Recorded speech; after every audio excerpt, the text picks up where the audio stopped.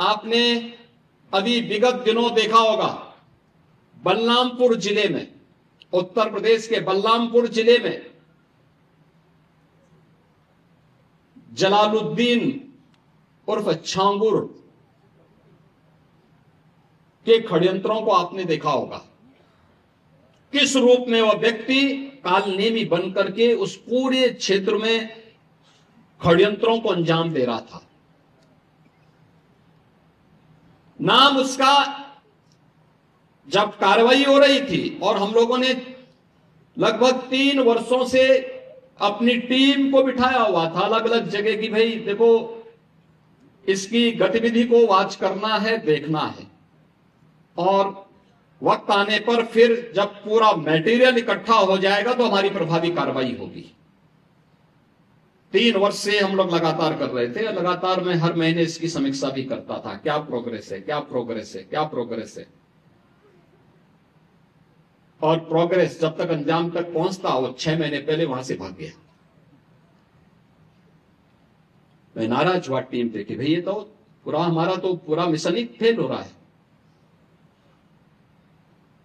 आप आश्चर्य करेंगे, मेरे अलावा मेरे साथ जो टीम के साथ लगी हुई टीम थी, उसके अलावा कोई भी अन्य वरिष्ठ अधिकारी या जनप्रतिनिधि ये नहीं मानता था कि इसका नाम जलालुद्दीन है। वो मानते थे छांगुर बाबा है। तो जब गिरफ्तारी भी हुई तो मीडिया में यह छांगुर बाबा धर्मांतरण करते भी गिरफ्तार। हमने कहा भी छांगुर ने इस कालनेमी का वास्तविक नाम रखो, इसका नाम जलालुद्दीन है। ये धर्मांतरण करवाता था और राष्ट्र विरोधी गतिविधियों में लिप्त था, तमाम प्रकार की राजक गतिविधियों में लिप्त था। इसने रेट तय कर रखे थे कि अपर कास्ट की बालिका के लिए कितना पैसा देगा, पिछड़ी जाति की बालिका के लिए कितना देगा, अनुसूचित जाति की बालिका के लिए कितना पैसा देगा, और पैसा कहां से आ रहा है। पैसे का स्रोत आपको भी नहीं मालूम होगा, वो कोई दूसरे देश से नहीं आ रहा है, आप ही के पास से। आप जब कोई सामान खरीदते हैं तो सामान खरीदते समय एक चीज जरूर देखिए, क्या उसमें हलाल सर्टिफिकेशन तो नहीं लिखा हुआ है। यानी हर वस्तु में हलाल सर्टिफिकेशन। हमने यूपी में बैन किया है। मुझे लगता है कि आज यूपी के, उत्तर प्रदेश के अंदर कोई उसको खरीदने का या कोई बेचने का दुस्साहस नहीं करेगा। लेकिन आप आश्चर्य करेंगे, साबुन का भी हलाल, कपड़े का भी हलाल, दियसलाई का भी हलाल।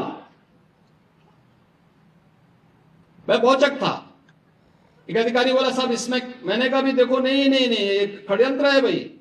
मैंने कहा माचिस तो झटका वाला है, आप एक झटके में लगाएंगे तो तभी आग जलेगा, आप हलाल करते रहेंगे तो कभी जलेगी नहीं वो माचिस। तो मैंने कहा इससे बड़ा झूठ क्या हो सकता है।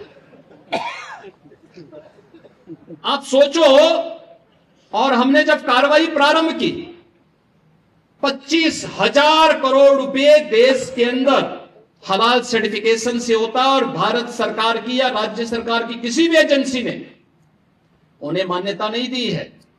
ये सारा का सारा पैसा आतंकवाद के लिए, लव जिहाद के लिए और धर्मांतरण में दुरुपयोग होता है। और इसीलिए उत्तर प्रदेश ने इसके खिलाफ बड़ी कार्रवाई प्रारंभ की है कि हलाल सर्टिफिकेशन के नाम पर भारत के उपभोक्ताओं का शोषण करने वालों के खिलाफ सख्त कार्रवाई होनी ही चाहिए। और इस कार्यक्रम को हमें भी सतर्कता पूर्वक देखना चाहिए। कोई सामान खरीदते हैं तो जरूर देखिए कि जीएसटी हमें देना है, लेकिन यह भी देखिए कि हलाल सर्टिफिकेशन के नाम पर एक फूटी कौड़ी भी नहीं देनी चाहिए।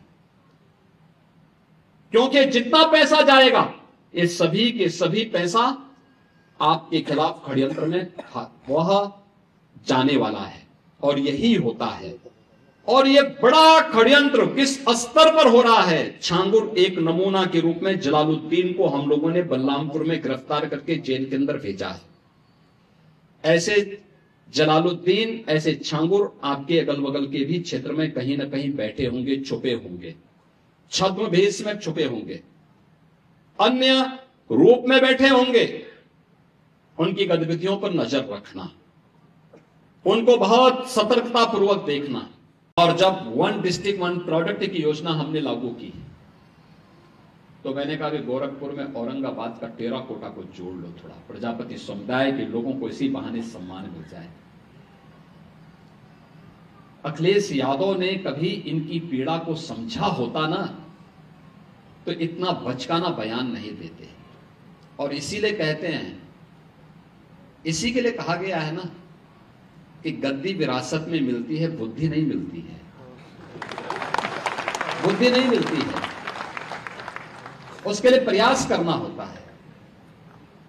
और कुछ लोगों की आदत होती है, उनके जीवन भर उनका बचपना नहीं जाता है, उस प्रकार की हरकतें वे कर ही देंगे। और यही हरकत वे आज भी कर रहे हैं। उन्होंने कहा दीप जलाने की आवश्यकता क्या है, यानी उनको दीपावली से नफरत है।